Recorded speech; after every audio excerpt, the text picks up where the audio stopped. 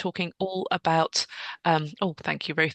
Today we're talking all about what to eat to lose weight. So really, obviously, what we put on our plates is a really important part of our weight loss process. And we're here to support you with the evidence and to answer your questions, as Ruth said. So we can get stuck in. Cool. And we've just got a poll. We've got a couple of polls that we're going to share with you today. The first one I think I've just launched. I don't know if anyone can see that. It's just to find out if you've been with us for any webinars before, whether you've been listening into the podcasts, or, really just to get a sense of perspective and any feedback on those. We'd be very pleased to have. Thank you. Is that visible to you, Sam? Yes, I can see it. It's being Perfect. completed. Thanks everybody. We'll leave it up for a minute or two, and we'll move through. Brilliant. I cannot, for whatever reason, see that. So it's obviously Mad Tuesday then. Over to you. Definitely, because it's a Tuesday. So we normally do our webinars on a Monday, so we might be slightly discombobulated on a Tuesday. But here we go. So this is a really important slide and a really important concept to get our heads around when we're thinking about how we want to manage our weight loss going forwards. And it's basically what we base our core meal plan on, which is available to everybody. We'll share it in the chat box. We'll share the link in the chat box for you. It's just a really easy way, a table that you can use to build your own meals in a balanced way, in a way that supports a low GI approach to eating. Um, and basically, what that means is glycemic index. That's what GI stands for. And these two graphs are really key to understand. Please ask any questions if after I've explained it, it still is puzzling you. Okay. The slide is all about blood sugar balance and how it impacts our eating habits, and of course, whether we gain or whether we lose weight. So, as we all likely know, when we eat food, it is broken down into its constituent parts like nutrients and sugars. And these are then released into our bloodstream, and the sugar and carbohydrates will impact our blood sugar levels, as will those other components. So, if we look at these two graphs, we can see the impact of the high sugar, high carbohydrate diet on the left-hand side, on the red side, and on the green side, we can see the impact of on our blood sugar if we take a low glycemic, so lower carbohydrate, lower sugar food intake over the day. Okay, so you can see that quite extreme kind of roller coaster red line on the red side and the more gentle curve on the green side. Okay, so I just want to talk through the graphs so that we're crystal clear on what they mean. So let's talk about the red side first. So if you start your day off with something very sugary or high in carbohydrates, you're basically starting yourself off on that red side of the chart. Okay, so examples might be white bread, sort of say a breakfast might be sort of white bread with strawberry jam. Okay, or a very sugary cereal, a donut, something like that. And we know that these kinds of foods that are high in sugar and or carbohydrates and very easily processed carbohydrates cause a rapid increase in our blood glucose levels. Okay, so we get this spike upwards. All right. We then get an insulin response. So insulin is our hormone released by our pancreas that is whose job it is to help the cells absorb glucose from the blood. So it basically tidies away that high blood sugar level. Okay. So it Insulin helps our cells to use glucose for energy, to burn it as fuel, or to store it as glycogen in the liver and in the muscles. Um, so if the cells have enough energy already and the stores are already full, the excess is stored as fat, essentially. So after we have that spike in blood sugar that you can see, that red line that spikes up after you've had that possibly sugary breakfast, we then, because it's so quickly tidied away by the insulin, we can end up with a blood sugar crash, actually. Um, And sometimes the crash is what happens when you've had something very sugary. The pancreas almost overcompensates, so releases more insulin than is needed. So your blood sugar actually dips below this kind of the horizontal black line, and you actually get quite a little bit lower on your blood sugar than you expect. And that can result in those feelings of hangriness, that irritability, tiredness, cravings for something more sugary or something quick with quick release energy. Okay, so you might notice this if you have something very sweet and then an hour, maybe 2 hours later, you notice the feelings of this kind of sugar crash. Okay. And we know that this pattern of eating really, you're working your pancreas really hard. And it's not surprising that then it leads to this increased risk of insulin resistance. So we have this insulin that is being pumped out, but our cells get less responsive to it. Okay. And insulin resistance is a precursor to type 2 diabetes, okay, and can contribute to other metabolic disorders. And of course, we know that eating in this way, we release that energy quickly, we feel hungry sooner, and we tend to eat more, and that can lead to weight gain. So I can see there's loads of questions and I will answer them, but let me just get through the slide first. On the green side, so this is you can see it's a much more gentle curve of your blood sugar over the day because you're releasing energy slower. So let's think of a low GI breakfast that you could have. So maybe you could have whole wheat toast and almond butter. Say that's a very simple one. You could have a whole wheat toast or seeded bread with avocado sliced on top, maybe an egg as well. So you've got some protein in there, you've got some healthy fats, and you've got the fiber. Okay, so that energy from that meal is going to be very much more slowly released than a bowl full of sugary, honey-soaked um, uh, breakfast cereal, for example. Okay, so just you can see the difference how they might have very similar calorie content. So energy content might be very similar, but that whole wheat avocado and possibly an egg on whole wheat toast is going to release its energy much more slowly. So you will feel fuller for a lot longer. And you won't have that crash.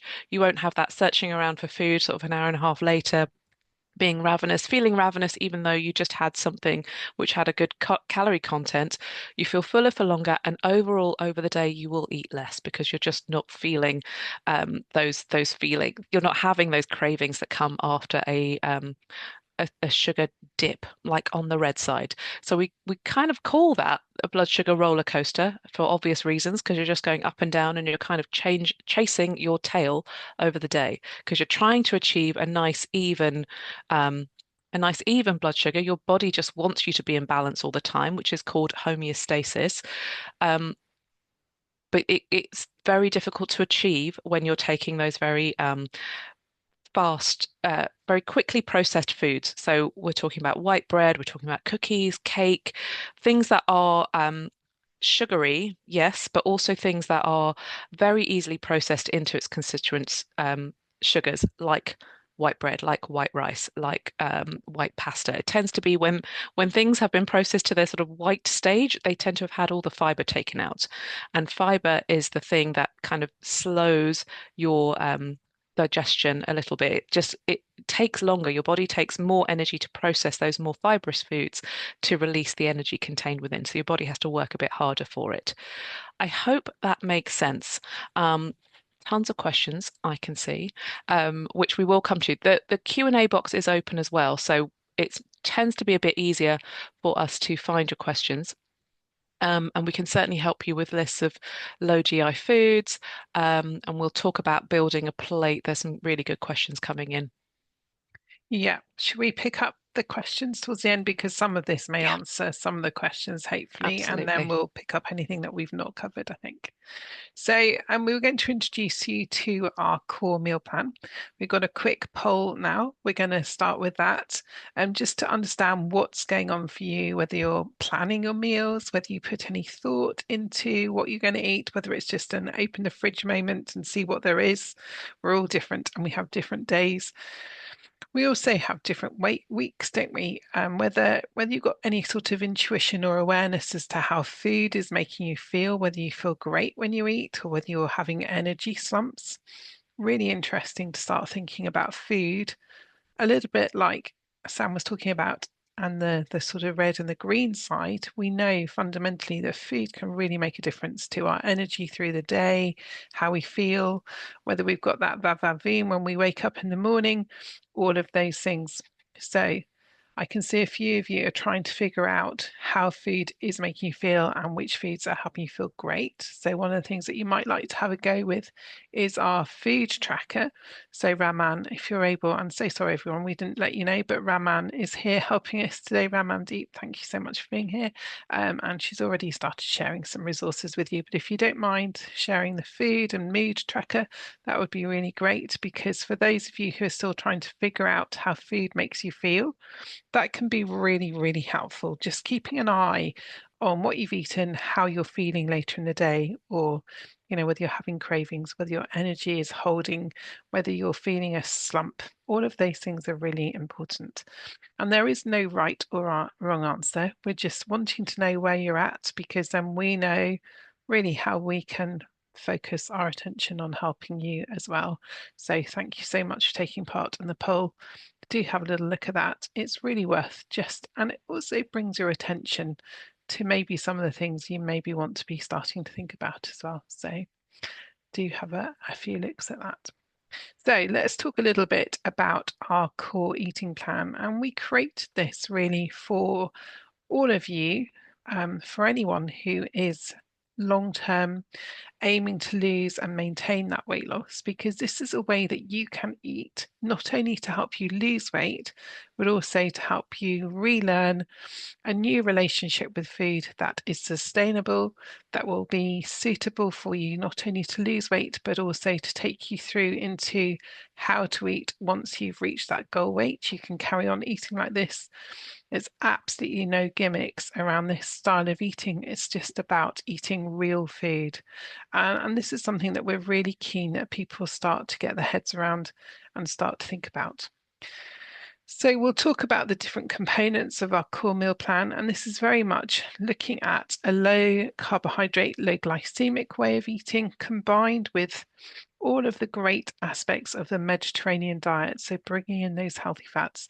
And the reason we've sort of combined these two approaches is that is where the science is at. This is what we know can realistically help people lose weight in a sustainable, healthy way. And that's what we're here for, and also just is healthy for your overall health, especially that Mediterranean diet. All of the research around the Mediterranean diet, it is the number one healthy way of eating long term for most people, for most health conditions. So we're really keen that you adapt some of those principles. So do take a look at the core meal plan. We've shared the link with you. So it provides an outline of the foods to focus on and has what we have created as a little meal builder. So we haven't given you a meal plan because we all have our own food preferences. We all have foods that we enjoy eating, foods that we really don't enjoy. So it's really about putting it into columns and creating it in a way that you can put your own meals together, but with the principles of the core eating plan. So we want you to be thinking about eating 2 or 3 meals a day. We want you to be thinking in terms of snacks as occasional treats, not something we do all of the time. And that really feeds back into that red and green slide where we're looking at maximizing our insulin sensitivity. We know that we want to be cutting down on the snacking. This is not an overly restrictive way of eating. We don't want you to be hungry. This is not about hunger. And this is where the whole calorie story becomes a little bit confusing. Sam, you touched on this, but foods and calories are very confusing in terms of you can have two foods with completely the same caloric amount in them, but actually how they hold your energy, how they sustain you can be incredibly different. So calories aren't always our best friend. This is why we're talking about the real food. We'd recommend that you start by making a plan. Use all of the information here in the webinar. There's also the 10-week weight loss plan that you can go back, and there will also be the replay. So have a look at this. We also know that it's really important to feed our gut microbiome. Lots of research around that, and we did a webinar about that subject a few weeks ago. So you can pick up on that if you would like to. And really start seeing your changes or your choices and having a look at this poll as part of that long-term plan.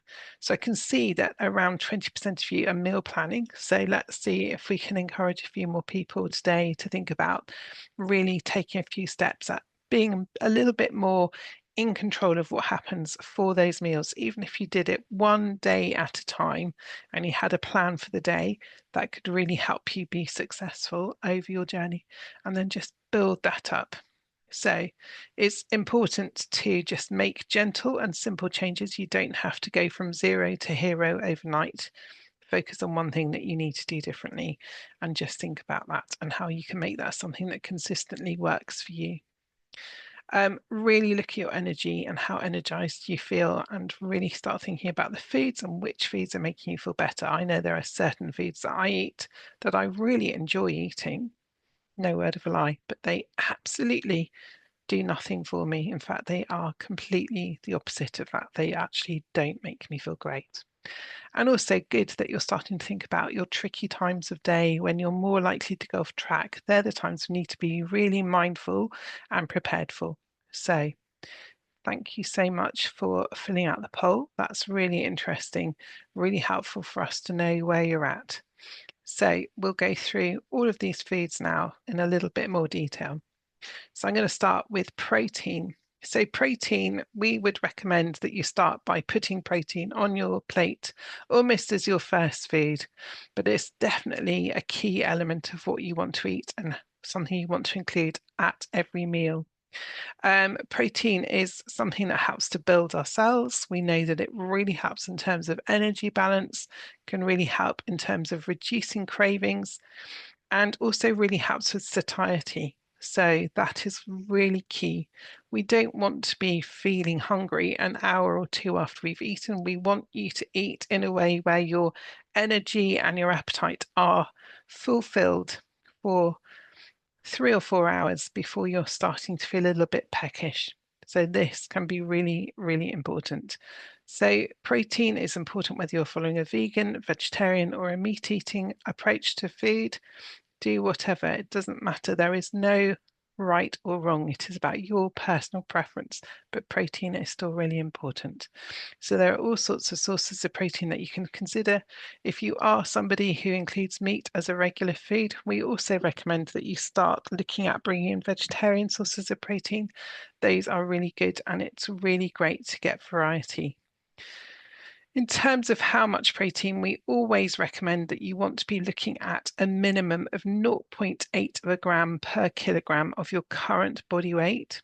And that could be increased slightly to around 1 gram per kilo of body weight. So if you were weighing 90 kilograms, for example, then you would be looking at eating 90 grams across the course of a day. So you just split that very simply down into 3 portions of protein, one with each meal, so around 30 grams of protein per meal.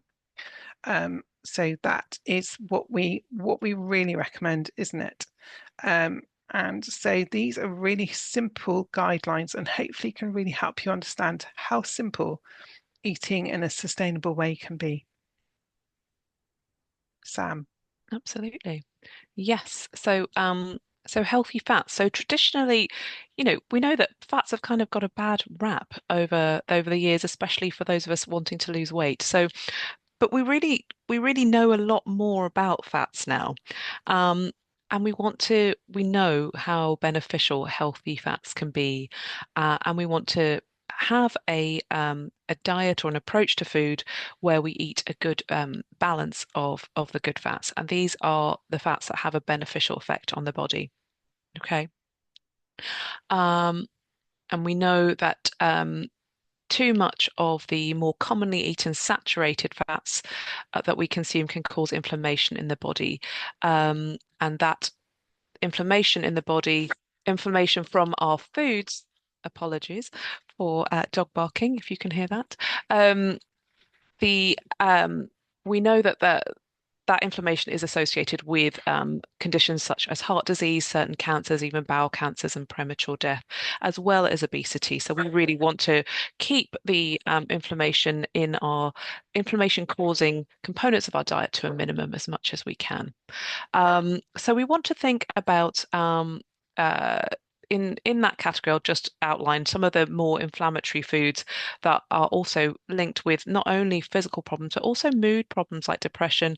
And examples of those pro-inflammatory foods include commercially produced baked goods, fried foods, fatty meats, um, even chocolate, particularly white chocolate and milk chocolate. So sorry to tell you that.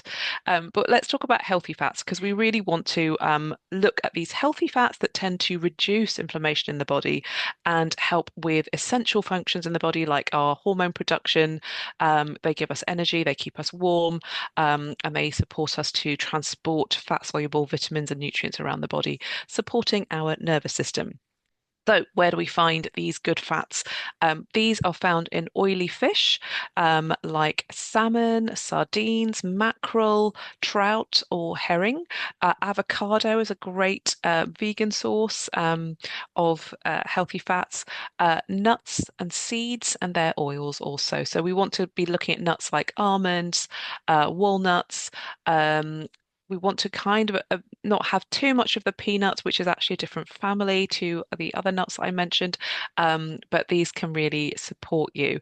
And also, we want to eat in moderation. So when we're talking about nuts, we're talking about a small handful of those nuts just to add. You can break them up and add them to a salad or onto a granola or your breakfast yogurt, something like that, to include more of these healthy fats in our diets.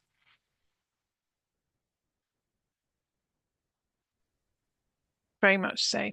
We're going to also just remind you about the importance of filling half your plate with vegetables. We always say those above ground, colourful vegetables are the ones to really focus on because they have less carbohydrates in, they're less starchy. The vegetables that grow beneath the ground tend to take longer to grow and be a much more sugar rich, starch rich form of vegetables. So just think in terms of colour and bring in as many different colours as you can possibly cram in your day. Um, these also provide a huge array of different nutrients. So that's really important, number one. All of the sort of minerals and vitamins, which we can really maximize from these foods, but also thinking about the fiber that we get. And fiber, again, is really good for satiety, helping you feel fuller for longer. So if you're somebody who is a real potato lover, yes, you can have a small amount of potato, but we would recommend swapping over to something like new potatoes. They're a lower glycemic form of potato. So you could have two or three little new potatoes, or the little salad potatoes, some people call them. Or alternatively, interestingly enough, even though they're called sweet potatoes, they are lower glycemic. So we could have a medium size, a small to medium sized sweet potato, but always aim to combine your potatoes with some protein, either some fish or some pulses or some description of protein. Aim to always eat the rainbow. There's a sort of lot of people who advocate 30 different vegetables or 30 different plant-based foods across the course of the week. And I think that's a great aim if you're somebody who regularly eats all of these different vegetables. If you're just starting out and you're not a keen vegetable eater, just start with one or two. Start from wherever you are because we're all on different journeys and it's not about being in competition with other people. It's not about thinking, oh my goodness, I need to eat 30. I'm never going to manage that, so I'm not going to bother eating any. It's about just recognizing your own journey and bringing something new in occasionally to really just build your plate in a different way and just to be a little bit brave. We also want to think a little bit about whole grains. So these are really important as well, aren't they, Sam? Yes, so whole grains are really a really good vital part of a healthy and nutritious diet, and they provide us with fiber, vitamins, minerals, other nutrients like iron, magnesium, selenium, B vitamins, and they can be a vital source of energy for our cells. Whole grain foods help us to regulate our cholesterol and our blood pressure, as well as maintaining control of our weight by helping us manage our blood sugar levels. So this helps in turn to reduce our risk of diabetes, heart disease, and lots of other conditions. So here are some examples. So we want to think about sort of we're thinking about whole grains. So that is the whole seed with the coating, so with the fibrous coatings. We're thinking about whole oats, we're thinking about quinoa, brown rice, which is a bit more, has that more nutty flavor, wheat, barley. Um, we can, and as Ruth mentioned, we talked about choosing lower glycemic potatoes like new potatoes or sweet potatoes as more sort of you can sort of consider them more in the sort of whole grain realm of carbohydrates. Um, and we want to encourage you to eat less of those more starchy carbohydrates, which are the sort of the other kinds of potatoes, white rice, white pasta, and breakfast cereals, because we really want to go for those because these are carbohydrates, but they release their energy more slowly because they have that fiber within them. Okay. And what Ruth was mentioning earlier about new potatoes and even about rice, if you cook that food or prepare those new potatoes and let them cool down, you actually change the structure of the starches and you create more resistant starch within that food. It's really interesting.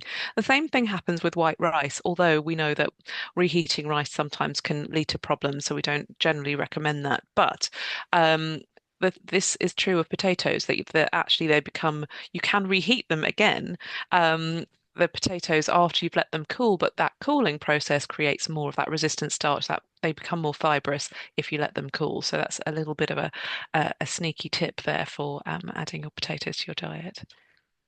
Yeah, it's really interesting. It doesn't suit everyone. I think there are some people with IBS type symptoms who might really struggle. So it's about finding your own way forward, trying things, seeing how they sit with you and how they make you feel. It's really important. So that food tracker would be a really great thing to be using. Also, hydration. We're really into the whole idea of people being properly hydrated, and it's something that many people miss out on is thinking about how much water they need to be drinking in terms of being adequately hydrated. Some really interesting research has found that if you are inadequately hydrated or if you're dehydrated, you will really struggle potentially to lose weight and may actually be more prone to weight gain. So that's really interesting. Equally, if you are well hydrated, it can really help with fat loss. So, how much is well hydrated? We always recommend using your urine as a bit of a barometer. You want it to be a nice pale, very pale yellow colour. You want it to be quite clear and see-through. So we're both sort of medically orientated professionals, so we always have been very brought up around that urine. Sorry to be a bit gross, but it is really helpful and you don't have to share with anyone apart from yourself.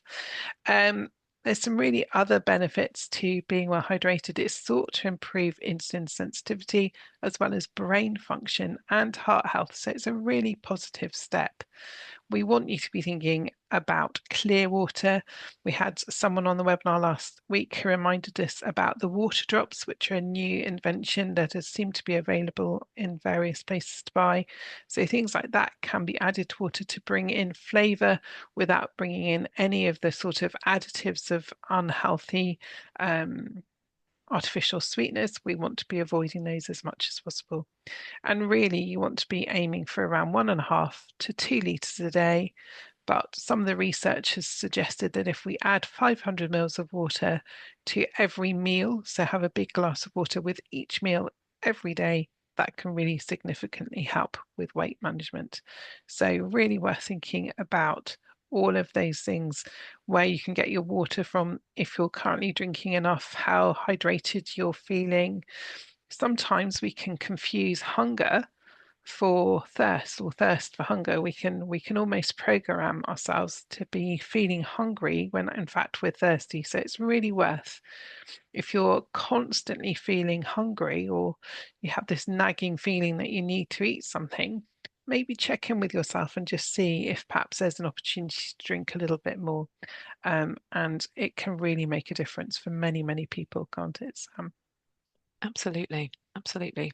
Um, so basically, what we've talked about today is that blood sugar balance. So really make sure that you understand the green and the red side of those graphs, of those two graphs. They're really key concepts when it comes to looking at balancing your blood sugar over the day. And this is really shown to be a really important journey in health. We talk about weight loss a lot, but of course, this is a health journey for all of us. We're improving our health by getting down to a weight that supports a better health.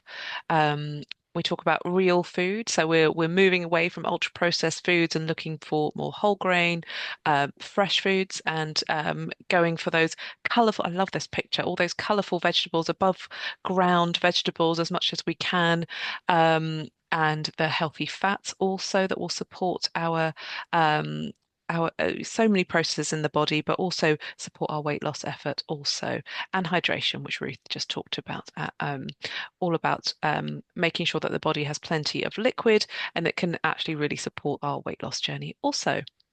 Great. And we've just shared our final poll with you, just asking you what you might do differently this week. So great to see many of you are thinking about including more protein. Lots of you are going to be boosting your vegetable intake. In fact, that seems to be slightly the winner. A lot of you are going to be cutting down these packaged foods. Oh, no, the winner so far is drinking more water. So hydration is up there as our winner this week. So well done to everyone. And really, set that intention. This can be part of your mindful eating journey. So maybe make a couple of notes for yourself as to what you might want to do differently and check in with yourself each day to see how you're getting on.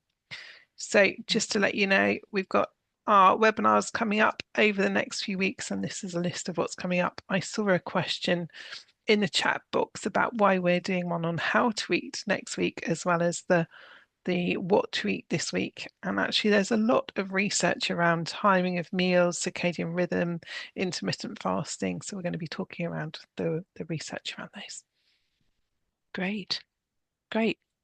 Thank you, everyone. We're going to move on to the Q&A part of um, the Brilliant. webinar. So we're going to close down the slides and take your questions. Thank you for sharing the sign up link, Raman. That's great. Brilliant. Okay, what's happened here? There we go. Perfect. All righty. Great. Thank you, everyone. Let's go to those questions. Let's see what we've got. Okay, we've done that. So somebody's asking a couple of questions have come up. I saw in the chat box as well around smoothies, Sam, and whether they're a good breakfast to start the day or whether something else might be more of a sensible approach. I think, What's your well, thinking? I think, I mean, I think smoothies can be really convenient to sort of chuck loads of different things in there. What I would just be a bit cautious of that they're not too sweet. So they're not like super full of lots of different fruit. You could put half a banana in just to give it a bit of sweetness, but I would make your smoothie sort of more sort of green vegetables. So whether those are leaves, whether that's a bit of celery, whether some avocado in there, you could put sort of half a banana in or like a couple of dates to just sweeten it so it's not, unpleasant to drink, so you still enjoy it. But I would go more down the vegetable route than fruit personally, just to get so that because basically what you're doing when you're making a smoothie, and it's a smoothie, not a juice, so that's better. So smoothie, you've still got all the fiber in there. You've not removed the fiber, which is what you're doing when you're juicing. But if you have a lot of fruit, you can have a lot of sugar and it can give you that blood sugar spike. So we're not looking for that. We're wanting to keep the fiber, but also have a bit more of the veg, which tends to be less on the sweet side. What do you think, Ruth? Yeah, no, I agree. I was also thinking just to make sure you're nailing some protein in that smoothie. So that could come from a variety of different ways. So you could be using a yogurt to put in the protein. It could be a plant-based yogurt or a dairy yogurt, depending on your preferences and what works for you. But also thinking about nut butters. I think we can use things in all sorts of miracle ways. You could also add in some chia seeds, which you could soak overnight, and that would bring in some nice healthy fats. Maybe add in some avocado, make it a bit of a party in that smoothie and just almost creating that plate that we've talked about, but putting it into a smoothie. And then you're winning, absolutely. Because what you want is that insulin spike not to happen as much as possible. So you could add in some berries because they're naturally really sweet, and less sugary. So, and if you're putting in all of those other goodies, then that would be a real winner. And if you have that real sweet tooth, you could always add in a little bit of vanilla essence, natural vanilla essence or some cinnamon, because that would give some sweetness without bringing any negative consequences. Absolutely. Thank you, Ruth. A banana's suitable for pre-diabetics. Hmm. Um, I guess I guess everything in moderation. In general, bananas of all the fruit are pretty starchy. So I would probably be I wouldn't go to it as my fruit of choice for you. That if you're pre-diabetic, I'd be going more for like crispy apples or pears. I'd be going for less sweet things. Um, and also, when you're having fruit, could you have that, would you have that banana in something which has got some protein in it? So, like with some yogurt or, with a granola or something like that. What do you think, Ruth? Yeah, I think a small, bananas. So if you were pre-diabetic and you wanted a banana, I would have them less regularly, maybe swapping over to the berries a little bit more frequently. And maybe thinking when you're having that banana of choosing one which is less ripe, because then it will have less natural sugar in it. And again, exactly as you were saying, Sam, maybe combining it with some nuts or something so that you've got the protein to sort of reduce the spike that you're potentially going to get from the sugar in it. Some people wear those continuous glucose monitors, and they can be really interesting if you are really keen to manage your blood sugars. Yeah, we're not advocating those here, but it is something that many people I know are using. So you can then map really how that banana is affecting you. So yeah, I find that quite interesting because we all have slightly different responses to things. Absolutely. Another question about smoothies, which I think we've answered. Why does coffee have to be in moderation? Well, I would say in terms of coffee, we're thinking about caffeine as well, aren't we, with coffee? We're also thinking that it's quite dehydrating, actually, these caffeinated drinks. So coffee and tea are both quite dehydrating. So I probably wouldn't be relying on hot drinks to hydrate you in that sense, or coffee and tea and black tea, for example. Herbal teas, much better.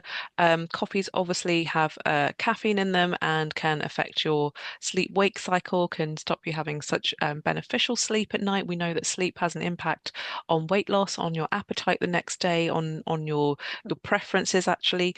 So I would say yes, coffees in moderation. As in, you could have a coffee in the morning. Most of us could have a coffee in the morning and maybe one in the middle of the morning, and then I would probably say that's enough coffee for the day.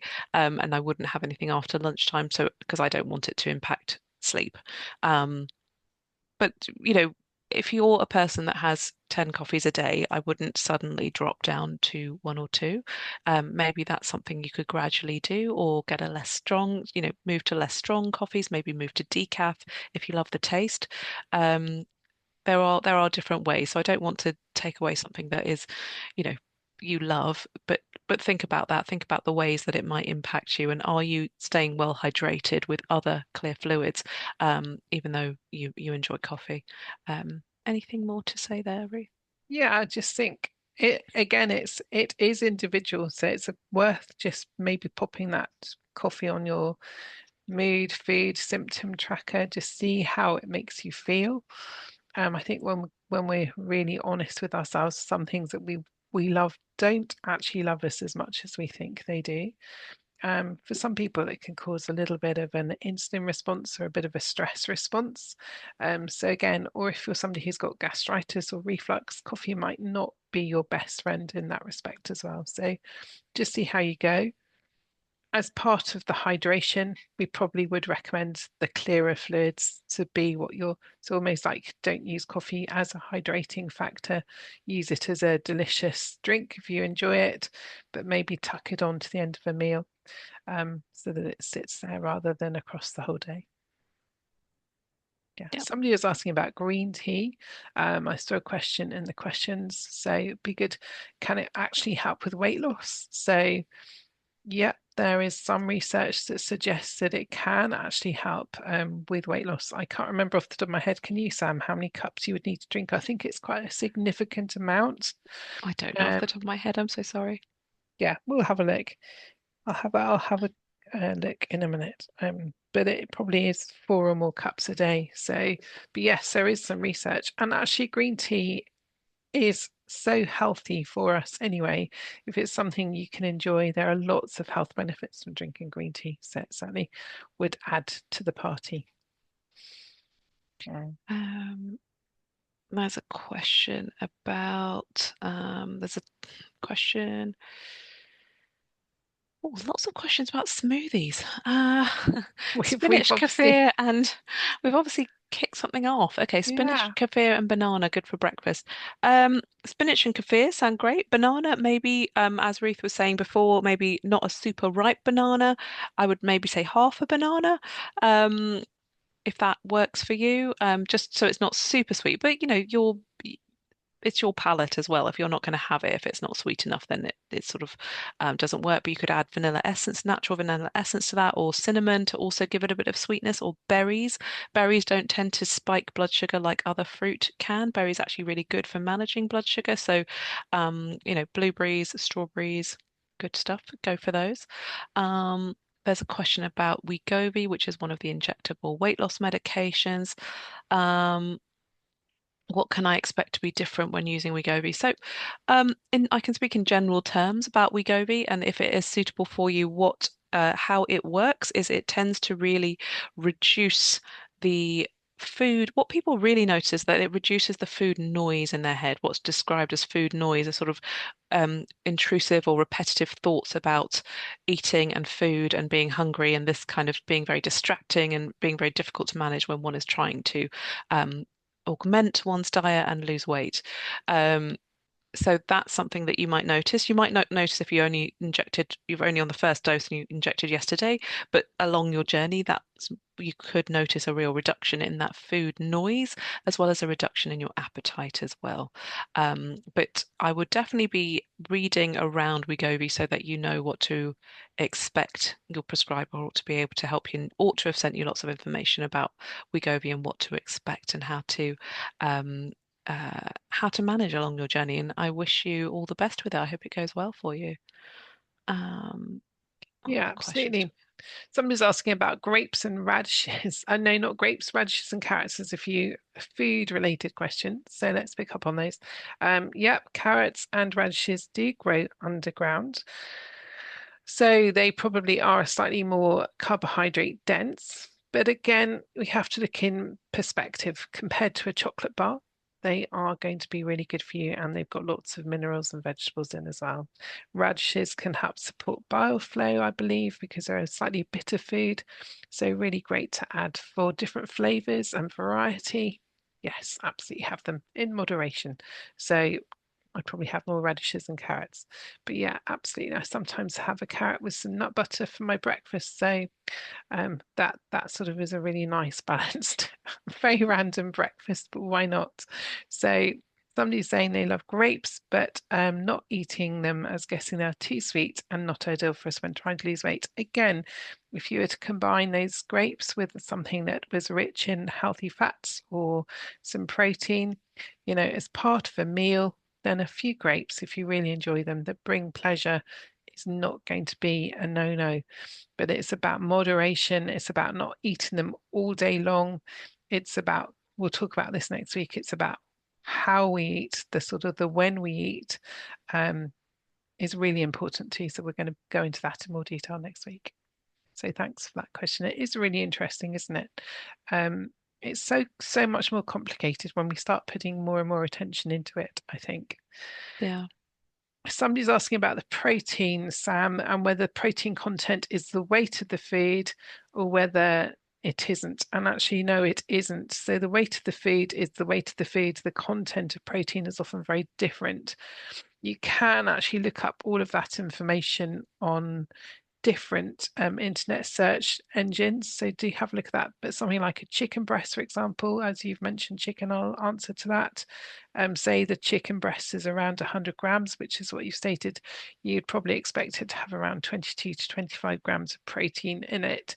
So it's quite considerably less than the actual weight of the food. So it's worth just getting your head around how much protein does that bring. Something like an egg would bring in around 7 grams of protein. We have got this information on one of our handouts. I definitely know we've written that. So yeah, we'll just make sure that that's shared as well. Great. There's a question about peanuts. Are peanuts good for health? Um, I don't think they're, everything in moderation. I don't think peanuts are terrible for you. I just think compared to other nuts, they are not. They're actually legumes and not nuts. Also, peanuts often that we get are salted, which obviously is not great for our blood pressure and various other things. So, um, I don't think peanuts are terrible. But if you're going to go for a nut butter, I would go for an almond butter over a peanut butter. Um, what do you think, Ruth, of peanuts? Yeah, I mean, they're a legume, so they're in the sort of same family as chickpeas and lentils. So interestingly, they're not a true nut. They don't have the health qualities of the sort of nuts, such as almonds and walnuts. So yes, there's something to enjoy, but perhaps in moderation. And also, if you're having them, try and have them in their natural state, because they do tend to come salted. And for many people, salted nuts really aren't the answer to a healthy constitution. So just it depends on how you're having them. You know, I know that people make really delicious curries with peanuts and chickpeas and lentils. And I imagine in those recipes, you'd be adding them in a natural state. So enjoy that. Yeah, good. So somebody's asking about a particular style of eating that one of the sort of high street weight loss companies would advocate, where you can eat lots of jacket potatoes and no real limit on them. And that's a really great question. I won't go into who that particular company is, but yes, I would say that advice is flawed. Jacket potatoes are very high in starch. If we're combining them with protein, they're going to have less of a glycemic hit, but they're not really going to support long-term weight loss. You can lose weight, but it is not teaching you a way that is going to be sustainable for long-term weight loss, I would say. An occasional jacket potato, fine. A jacket potato several times a day, not fine. A jacket potato several times a week, probably not ideal. We want variety as much as we can. Would you agree with that, Sam? Yeah, I think we have to be really careful with sort of what we really want to make clear on these webinars is that we're not looking at gimmicks or short-term Mm. changes. We're really looking at a different way of eating for life that will support our optimum health. That's what we're looking for. And yes, we're talking about weight loss because that seems to be that is our focus at the moment, but really this isn't a weight loss journey. This is a health journey. This is how to discover a way that you really enjoy eating because we all love food. Ruth and I do this because we love food and we love talking about food. But but it's but we need to understand how food works in our bodies and we're all a little bit different and different things suit us differently. But we don't want to be going on a diet, off a diet. I don't even like using the word diet because it implies Mm. something short term. Whereas this is a long-term change that you can sustain because you enjoy it and you understand it and you know what your body enjoys and what your body, what you do enjoy, what you don't enjoy. And that's valid. You don't have to force yourself to eat things that you don't like. But if we look at the science, if we look at the evidence around, say, the GI, the low GI way of eating, it seems to be that and Mediterranean seems to be a lower carbohydrate way of approach to eating that is sustainable and can be quite delicious. Okay, so it is really that's what we're really trying to encourage um, encourage people to do at Boots, really to support yourself with a healthy diet that is has lots of diversity, lots of different colors, has whole grains as much as possible to really support your health down the line. So I would, um, if there are not extreme, but like, I mean, I would question the advice to eat unlimited jack potatoes, honestly, if you're trying to lose weight. I'm not Yeah, sure where that comes from. yeah. Somebody's asking in the chat box about fruit and fat-free fruit yogurt or fat-free yogurt. Can you eat fruit? I hope you're still around and we've caught your question in time. So I would say yes to fruit in moderation. Try and tuck it on to your meal as a dessert and make it something that's the sweet end of your meal if you want to, or even add it into your meal. Try and stick to the sort of low glycemic fruits as much as possible. So things like apples and berries would be your top choices, really and truly. And moderation. You want to be eating more vegetables in a day than you eat fruit. So I think it's really difficult. We always talk about fruit and vegetables, so it always puts that inflection on the fruit, but we want it to be vegetables and fruit. So vegetables need to come top. I hope that helps. Somebody's saying, is your urine colour the only way to tell if you're dehydrated? Obviously, you can get blood tests at your GPs, but we wouldn't recommend that you'll go running off to your GP to look at your electrolytes. And one of the other things is this thing called turgor. I don't think we can demonstrate very easily, but if you can see, I don't know if you can see, I'm pinching up my skin on the back of my hand. Obviously, you don't do it, so it hurts. And it should fall back into place very quickly. So if you have a delayed return to normal position of your skin, that could indicate that you're a little bit dehydrated as well. And obviously skin hydration, if you've got a lot of dry, flaky skin, maybe that's an indication that you're low in fats or a little bit dehydrated. Um, Good. Um, So somebody is really whooping about chamomile tea and how it's making a lot of difference. So thank you so much for sharing that. Yes, somebody's asking great. if the Boots tracker is working fully. It I should be. believe it is. Yeah, it should be all ready to go. I think we could probably share some links to the Boots tracker. It's just completely free. You just need to have your Boots online doctor login details to use it. It's quite a useful way to track any changes that you're looking to make in your day. It's got sleep, stress, hydration, 5 a day. So it's got some really good principles on there and a few others as well. And you can also track your weights on there as well. It's a useful little app and it'll link into your Apple Health, or if Google do Google Health, they'll link into Yeah. your phone as well, any phone parameters that are being recorded. Um, Somebody is asking about protein, whether it differs between genders. That's a really interesting question. No, generally not, but maybe in terms of how much exercise you're doing, how much activity you have, and also life stage.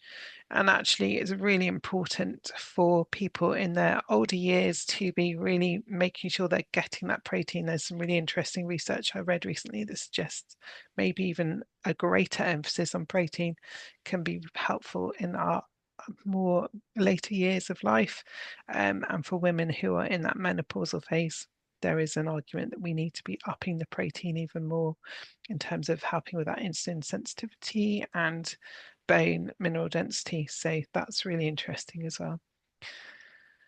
this question here is masala chai okay to drink? I would, um, I guess if you made your own or had, a very sort of natural masala chai with natural all the herbs and spices that go in a kind of Indian tea, then great. I would be a little bit cautious when you get the sort of powders and things that you can buy, the sort of masala chai mix, which tend to be very processed, have quite a lot of Right. sugar in. And if you, my goodness, my head was almost blown off when I bought a masala chai from a well-known coffee shop. So incredibly unbearable, so unbearably sweet. So just what we're really, if it is very, very sweet, the likelihood is it is of impacting your sugar levels, even if it's a sort of artificial sweetener or whatever it might be, stevia or whatnot. Unfortunately, we know that the body responds in a very similar way, even if it's an artificial sweetener. So I'm sorry that that's not very good news. But That's quite tricky, isn't it? And also, don't know, we all have different palates, don't we? So you may not be aware that you've got quite a sweet, a trained palate that doesn't recognize how ultra sweet some things are. And you'll only notice that as you begin to bring those sweet things down in your sort of everyday intake. yeah, Somebody's asking about Benecol, whether they're recommended for high cholesterol or are they a gimmick. From the research I've read, some of those types of drinks don't survive the digestive tract, so don't necessarily help. Benecol, I think there is some positive research around that in terms of cholesterol. So that's my latest understanding. I'd have to go and look. Restricting carbs for pre-diabetics and high cholesterol. Really need to look at that as an individual. I would say you can go low carb. We certainly wouldn't be advocating keto. So you want to be taking your carbs down to a minimum of 50 grams per day, but probably around 100, 150 grams per day would be fine. But that's really techy and really challenging to work out. So following something like the core meal plan or a low glycemic approach in both of those scenarios would be really recommended. absolutely. And it would be safe for you to do a low GI approach to how you're eating if you have pre-diabetes or high cholesterol. In fact, losing weight is the key, right, with both of those conditions to really lose weight that way. And in that safe and sustained way, that's what we're looking for as well. We're not looking for fast overnight results. We're really looking for that steady weight loss so that you can make the changes gradually to those habits that have built up over a lifetime, let's face it. They're not going to change overnight. And to maintain it long term, we have to make the changes ourselves to our lifestyle and the way that we think about how we feed our bodies. Yep. Somebody's asking about Manjaro just quickly. Is there a specific meal plan for that? We have got one that we're in the process of finalizing for GLP-1s, but really it would be very much in line with the core meal plan. So just follow the core meal plan, and that would be absolutely fine if you're a Boots Online customer, or you're welcome to download that anyway. Yep. Somebody's saying, Sam, that they skip breakfast and have a coffee. Is that something that we'd advocate they didn't do? Yeah. In a short term, I would say I would advocate that you try and put in some small snack, maybe just a small handful of nuts, a little bit of fruit and some nut butter, something really simple, just to get you set up. That coffee may be having a bit of an adverse effect on your blood glucose straight off, I would say.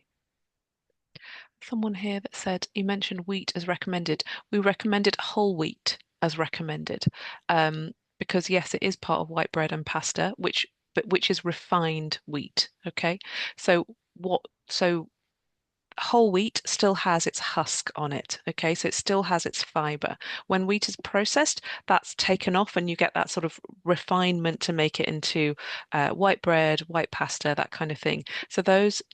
When that fiber is removed, it's processed very quickly by the body. So you get those spikes in blood sugar because it's broken down into sugar very quickly because that carbohydrate is a long chain. When it's broken down, it becomes sugar molecules basically. It can be used very quickly by the body as fuel.